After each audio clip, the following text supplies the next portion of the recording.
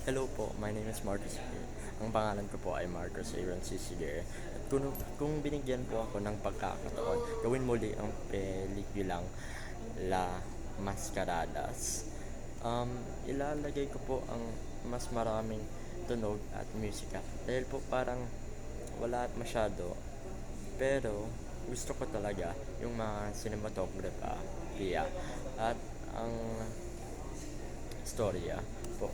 Kasi dahil dating panahon po yun, kaya black and white po yung pelikula. At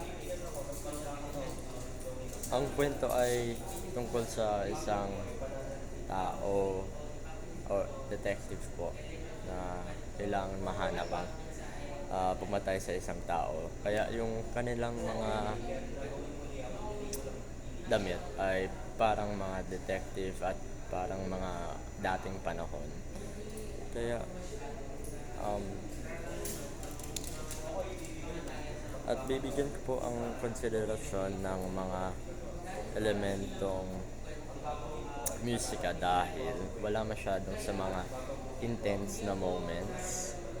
Ah, at parang pero yung cinematography nila ay maganda dahil kapag may dalawang pong tao nagkakausap, yung isa ay naka reaction shot at yung isa ay nagsasalita.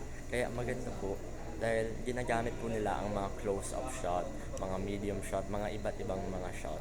Kaya gusto ko talaga yung cinematography pero kailangan po talaga nilang ah, lagay mas maraming musika at tunog.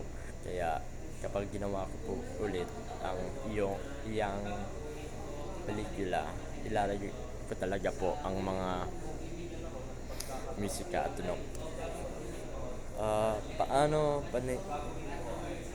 tao ang mga mensahe? Ang mensahe po dito ay walang ipapabuti sa mga tao na misteryo ang mga intensyon.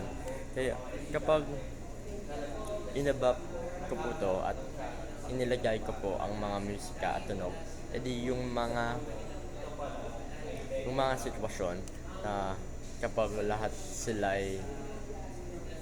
ay may problema o nakita yung mga namatay, yung mga patay na body, um, mas yung emosyon ay mas napapakita dahil sa mga tunog at musika. Kaya